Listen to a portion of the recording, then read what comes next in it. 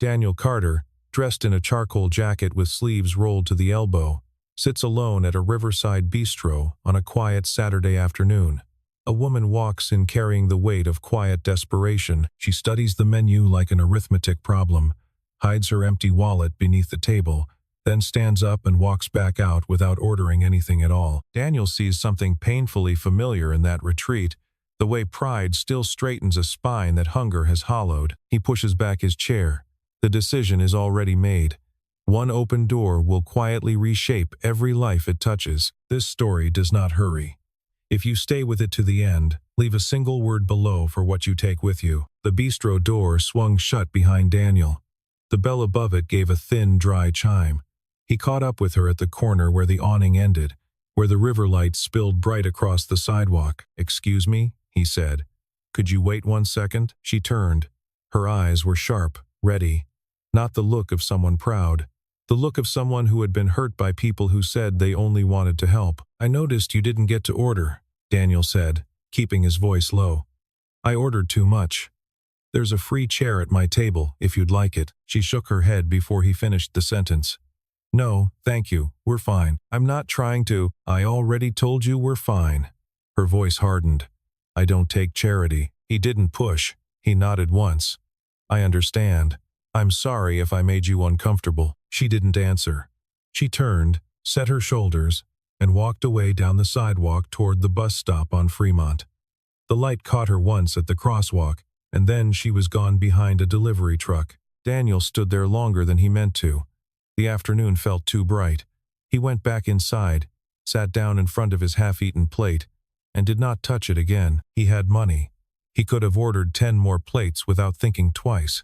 He could have run after her and put cash in her hand. He had done that kind of thing before, in his first years out of the kitchen, and learned the hard way how it landed. For someone who had been pushed around by life, kindness offered the wrong way could feel like another trap. Sometimes the only thing left to a person was the right to walk away with their pride intact. The server came by. "Everything okay, sir?" "Yeah." "Could I get the check, please? And box this up." He paid in cash, left a tip that was generous but not strange, and walked back to his car. His phone buzzed in the cup holder on the way home. A text from his mother-in-law, Helen, with a photo of his son grinning over a plate of pancakes. He ate 3. He says, "Hi." Daniel smiled without thinking. Ethan was with Helen and Roy for the weekend, 1 Saturday a month, the schedule they had kept since Caroline died. The house would be quiet when he got back. He used to dread the quiet. Now he just made room for it. He went to his office instead.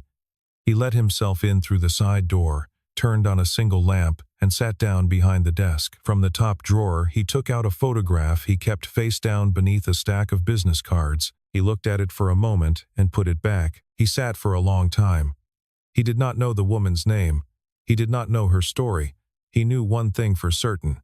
She did not need a stranger buying her a meal so she could feel small. She needed a chance that felt safe, clear, respectful. And if he was going to be the one to offer that chance, he was going to have to learn how to be patient. He drove home through the long October light. For the next 2 weeks, Daniel made a habit he did not announce to himself. Riverside Park was a few blocks from his office.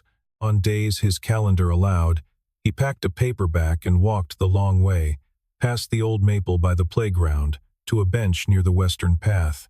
He told himself he was reading. On the 3rd visit he saw her.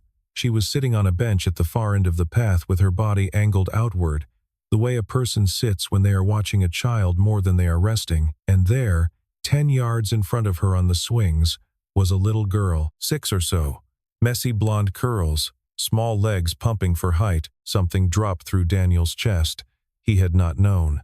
The woman at the bistro had a daughter. The wallet on the table had been pretending to be enough for 2. He stayed where he was. He did not stand up. He did not wave.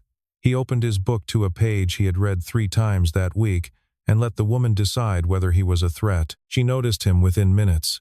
He saw her back straighten. One hand moved to the strap of the bag at her hip, ready to leave. He turned a page he was not reading and kept his eyes on the words. She did not leave. He came back when he could. Some days he only walked through. Other days he sat. He never approached. He never spoke. Slowly, on its own, the space between them began to shrink. 2 benches apart became one. One became the same long bench, she at one end, he at the other, with the child's bucket of dry leaves between them on the path. On the 8th or 9th visit, a young man in a hooded sweatshirt stopped in front of Daniel's bench. He shifted his weight, looked down, then made himself look up. "Mr. Carter? I don't know if you remember me. Marcus Reyes, Holiday Park Shelter. 2 winters ago." Daniel closed the book on his finger. "Marcus, sure, how are you? I started at PCC in September. Business admin. They told me at the office it was an anonymous donor, but I asked around enough. I wanted to say thank you. In person." He gave a short, embarrassed laugh. "I've been hoping I'd run into you. My mom works near the river." Daniel stood up and shook his hand. "Congratulations, that's all on you. Show up. Keep showing up." "You did, sir, when nobody else was." Daniel did not answer. Marcus glanced at the playground, gave him one more small nod, and walked on. When Daniel sat down again, he could feel the woman's attention on the side of his face. She had heard. She did not pretend she hadn't. She was looking at the worn cover of his paperback the way someone looks at a coat that turns out to be older than they thought. Whatever she had decided about him in the bistro was being rewritten in real time. A few minutes later, the little girl came running over. She stopped 2 feet from Daniel and tilted her head up at him with the kind of honesty only children still have. Mama, that's the man from the restaurant, right?" "Emma," the woman said immediately, her voice firm but not cruel. "Don't bother people." Daniel closed the book. He smiled at the girl.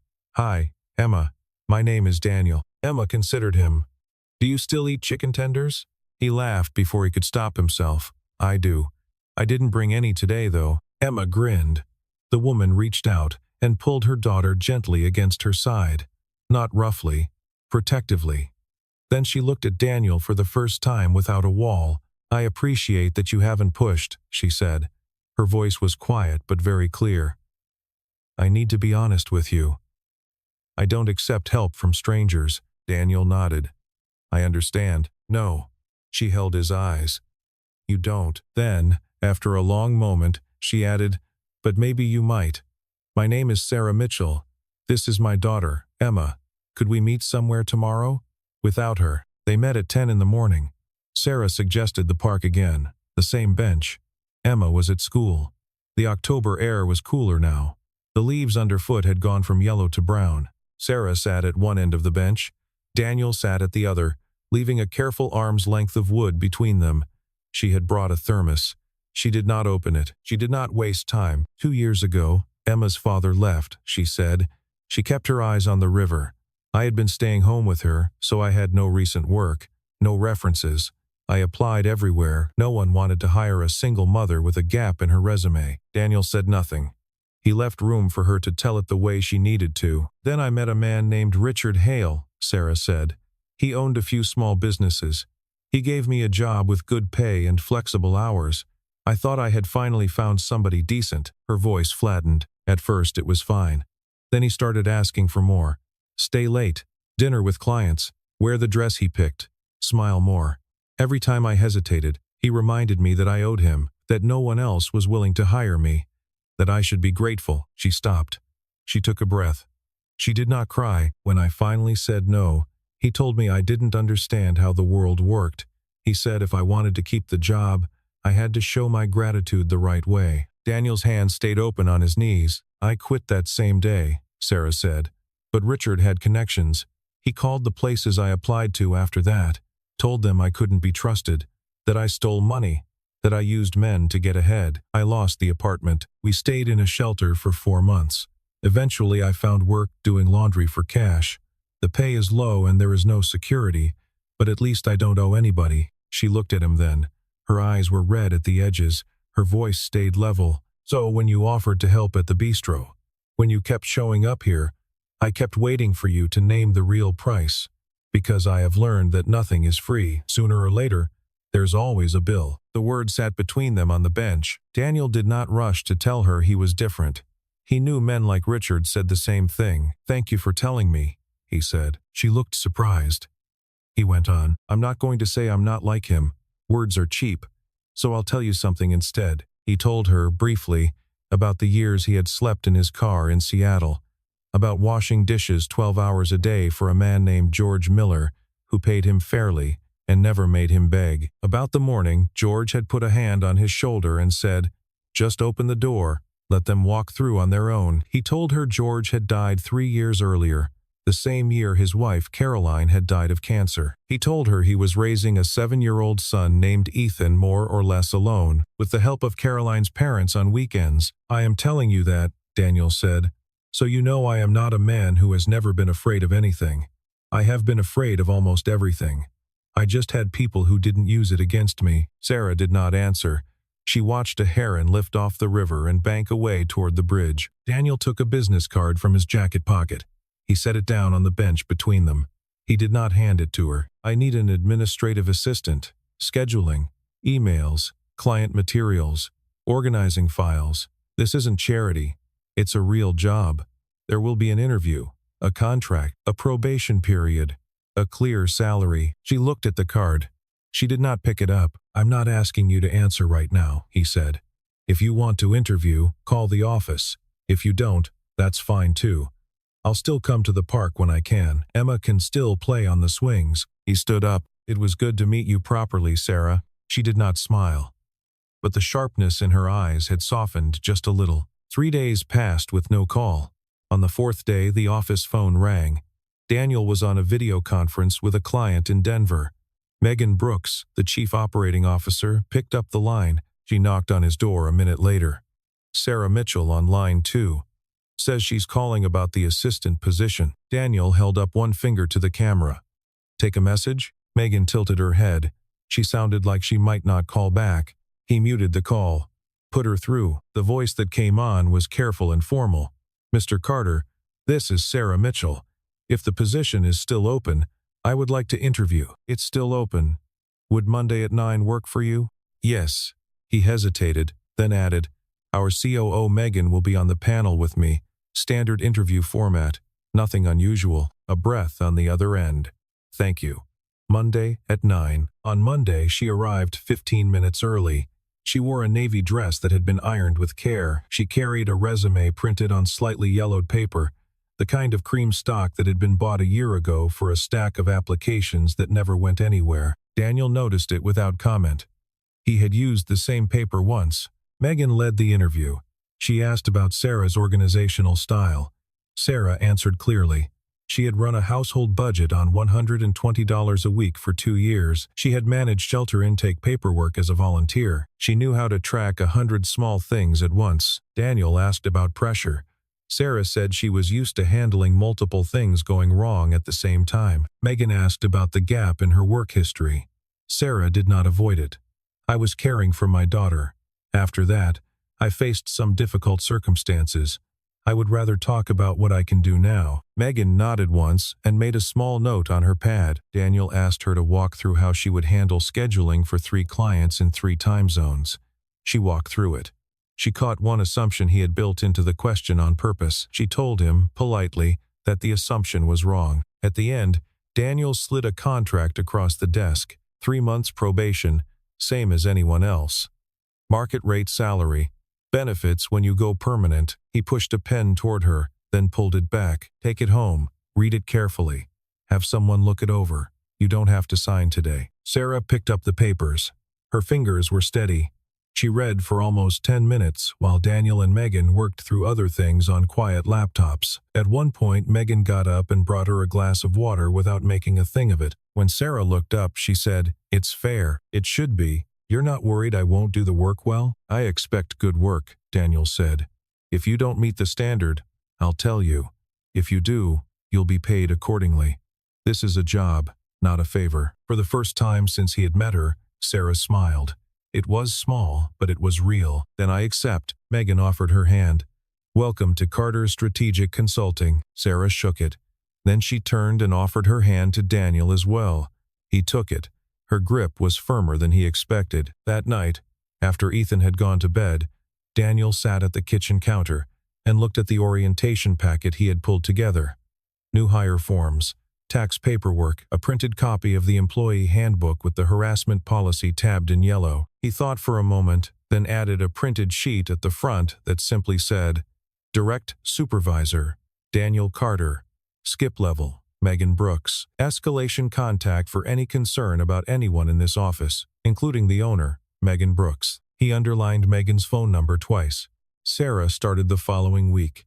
Daniel treated her exactly like any other employee. He did not ask about her personal life unless it was necessary for work. He did not give her special treatment, did not call her after hours, did not look for reasons to pass her desk. The first few days, she was extremely tense. Every time he called her into his office, she walked in like she was bracing for bad news. Every time he gave feedback, she apologized immediately, even for small things. The third time she did it, he stopped her. "It's fine. Just fix it. You don't owe me an apology for getting something wrong." She looked at him like she was not used to mistakes being treated as something that could simply be corrected, but she began to settle. In her second week, she suggested a better way to schedule meetings so clients in different time zones would not overlap on Daniel's calendar. In her third week, she caught a clause in a contract before he signed it. In her fourth week, she went through their software subscriptions and found 4 they no longer used, saving the firm almost $12,000 a year without being asked. He realized he had almost passed on a genuinely capable person because her past looked messy on paper. On a Thursday afternoon in the middle of November, Daniel left the office at 3. He told Megan he would be on his phone. Sarah was at the printer when the receptionist, Janet, leaned on the counter with a soft, fond expression. "He never misses one, you know." Sarah looked up. "I'm sorry, Ethan." His son. School things, reading days, science fairs. Today it's a poetry recital. Daniel hasn't missed a single one since Caroline passed. Janet picked up a stack of envelopes. 3 years this December. Sarah did not say anything. She finished collecting her pages, walked back to her desk, and sat for a moment with her hand flat on the warm paper. Then she looked across the office at Daniel's open door. From where she was sitting, she could just see the corner of the photograph he kept on his credenza. A boy on someone's shoulders. A woman laughing at the camera with sun in her hair. When Daniel got back to the office at 6:30, only Sarah was still there. She was finishing a client file. He stopped in her doorway. "You can leave that for tomorrow." She looked up. "I know. I'd rather finish it while it's fresh." "How was the day?" "Fine." Megan ran the 11 o'clock with the Tualatin client. "It went well," he nodded. "Don't overwork yourself." She studied him for a moment.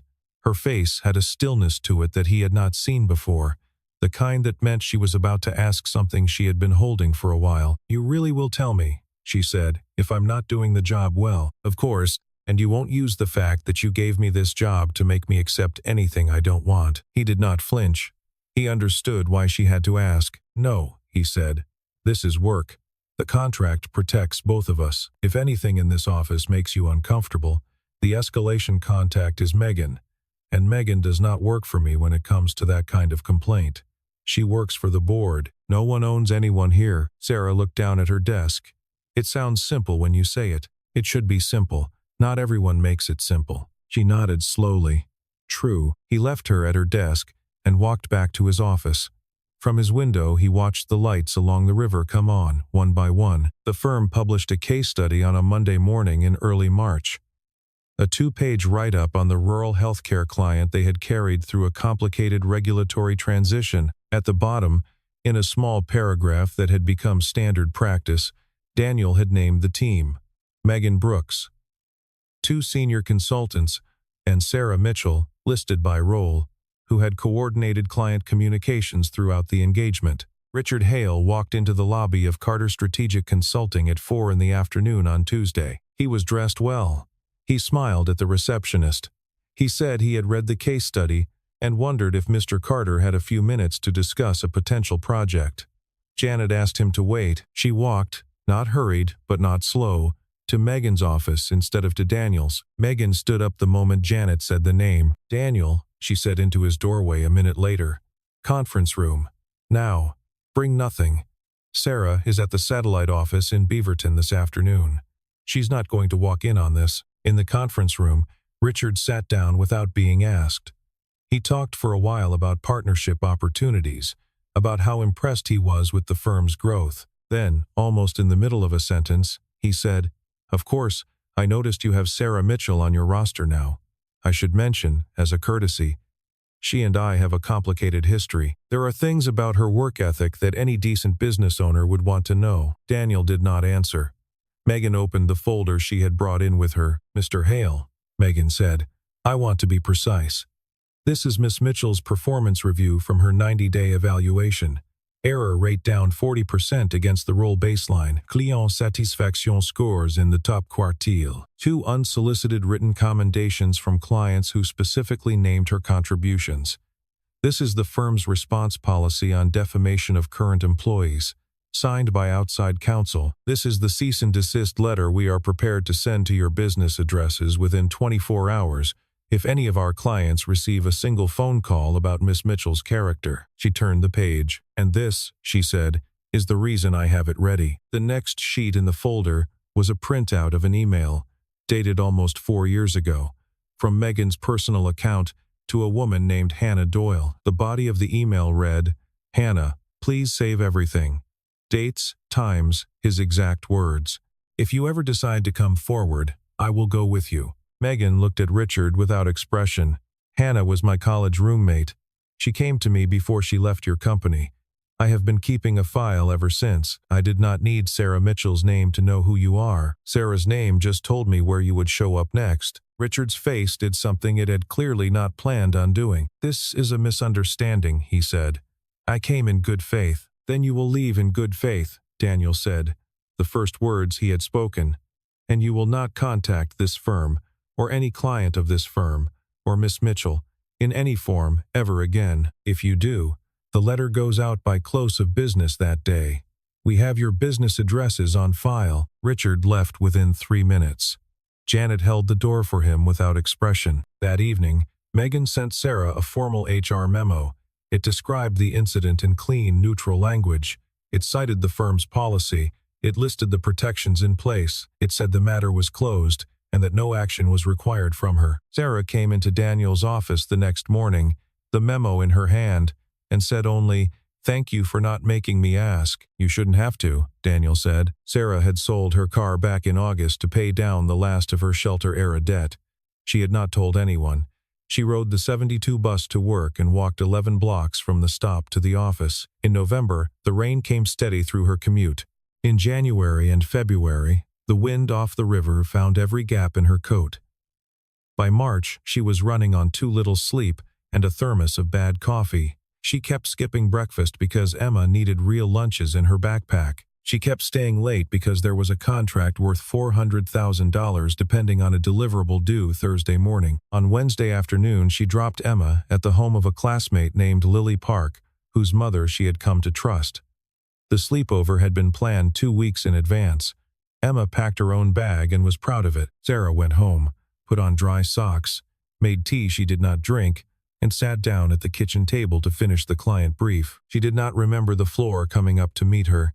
She remembered the cold of the tile against her cheek, the rasp of her own breath, and the long crawl to her purse on the chair. She called 911. Then, while she could still speak, she called Daniel. "Mr. Carter, I'm sorry to call so late. They're taking me to County General. The brief, Stop." His voice was already calm. "Work is not more important." "Which hospital?" "County General. I'll be there." "You don't have to. I'm coming. Don't argue." "Is Emma safe?" "Sleepover. Lily Park." "Good." On the drive, the memories he usually kept buried came back sharply. He had sat in an emergency room at 23, with no insurance, and his sister's small hand in his. He had stared at a bill with 3 more zeros than he had ever held at once. Poor people did not just fear getting sick. They feared what came after. When he arrived, Sarah was on a gurney in a curtained bay. "Pneumonia," the resident said. "Severe dehydration." They were admitting her for at least 48 hours of intravenous antibiotics and fluids. She would be fine. She had been close to not being fine. Daniel sat down on the small plastic chair beside her bed.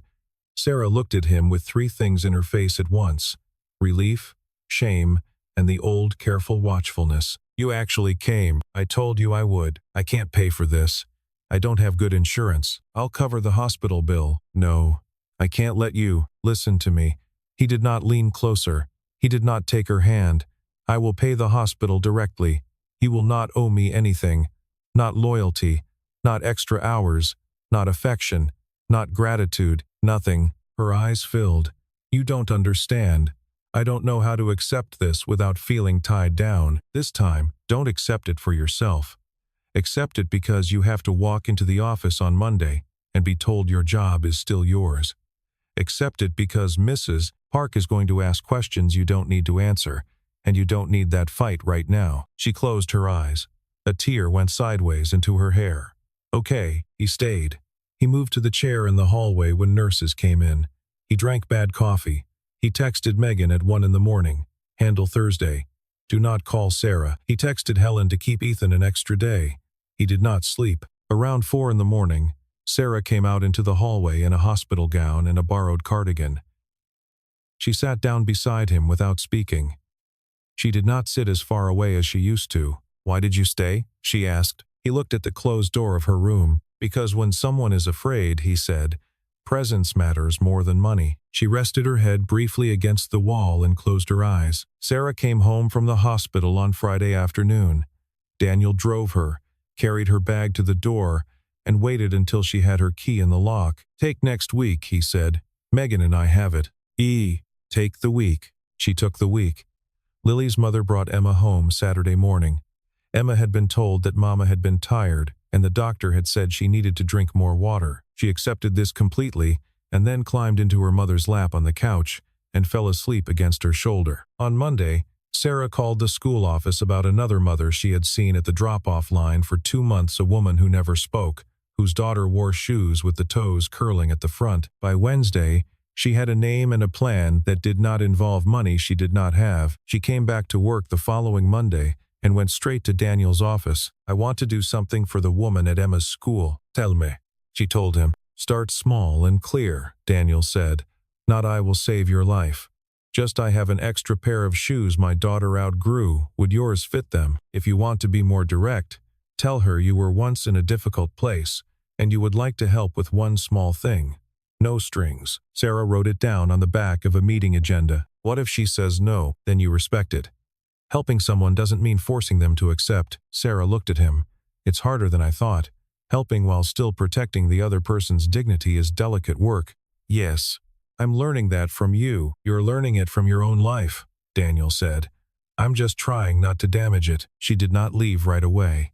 She stood in his doorway and turned the small silver band on her right hand, the one her grandmother had left her, the only thing she had not pawned during the shelter year. Emma wants to invite you to dinner, she said. And Ethan. She said she wants to thank you for staying at the hospital. She also wants to show off the new apartment. He looked up. The new apartment? Sarah smiled. This time it reached her eyes. I signed a lease. 2 bedrooms.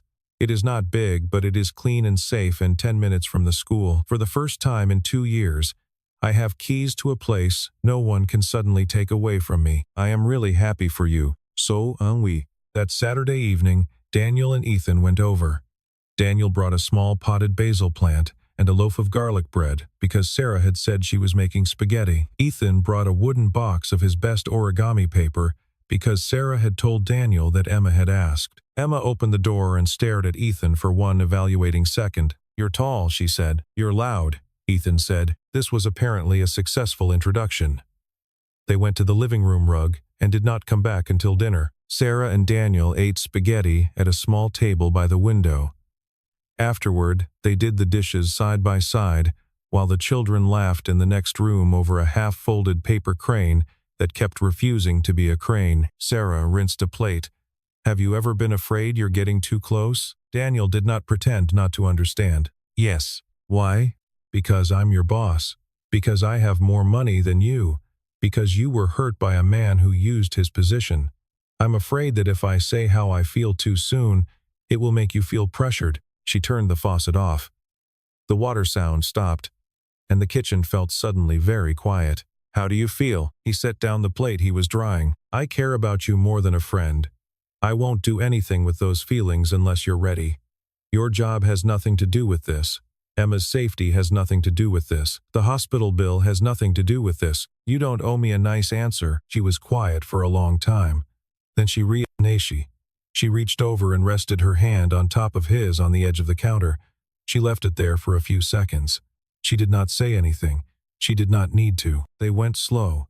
They had agreed to go slow, and they kept their word to each other in a way neither of them had been kept to before. At the office, Megan formally took over direct supervision of Sarah.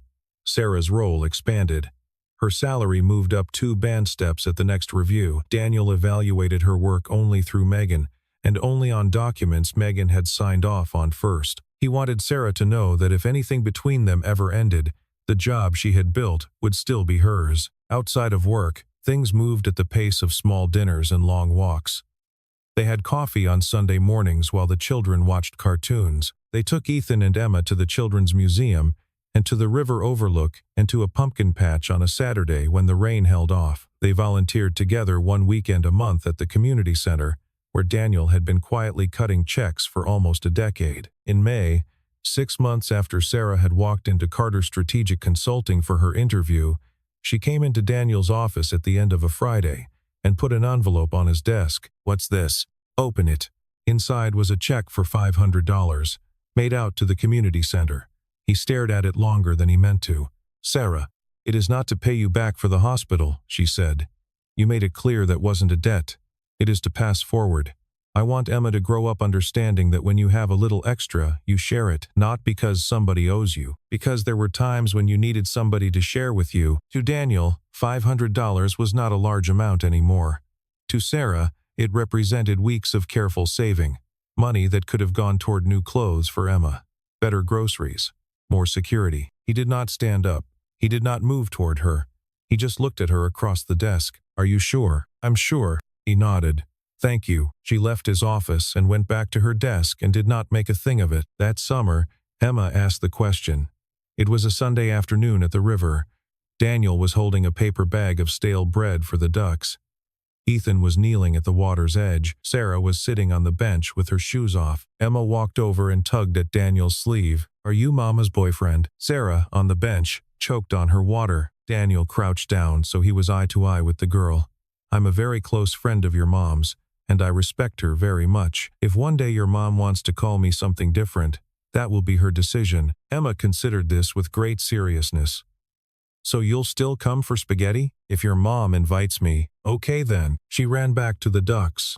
Ethan, 10 yards down, looked up and waved her over, and they bent their heads together over a snail they had decided was endangered. Daniel sat down next to Sarah on the bench. He did not touch her. They watched the children. "That was a kind answer," Sarah said. "It was an honest one." "I know. Those are not always the same." She slid her hand across the wood of the bench and laid it over his. In the fall, on a Saturday she had not planned for, Daniel asked her if she would be willing to think about marrying him. He asked her at her own kitchen table, while Emma was at a birthday party and Ethan was at his grandparents'. He asked her without a ring. He told her that if she said yes, the ring should be something they chose together, and if she said no, or not yet, or not ever, he would still bring spaghetti next Saturday. Sarah looked at him for a long moment. Then she said, "Yes, not soon, but yes." "Okay," Daniel said.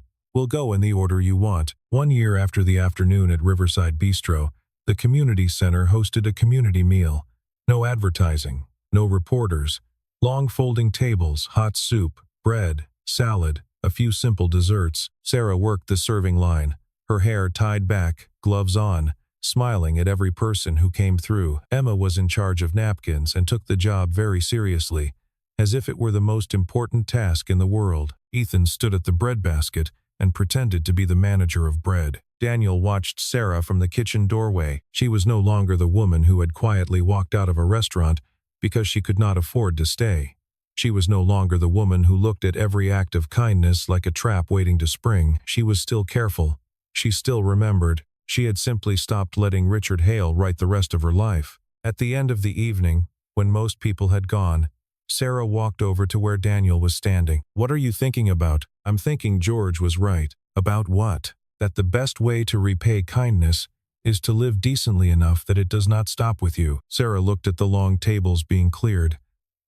"I used to think that needing help meant I was weak. I used to think that too. And now?" He looked at her. "Now I think people weren't made to survive alone." She took his hand. "I'm glad you saw us that day." He squeezed her fingers.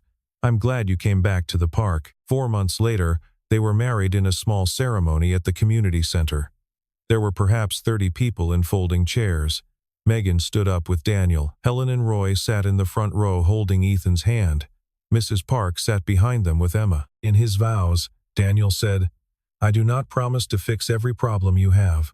I promise I will not use love to take away your ability to stand on your own. I promise to open doors when I can, and to respect it when you want to open them yourself." Sarah cried.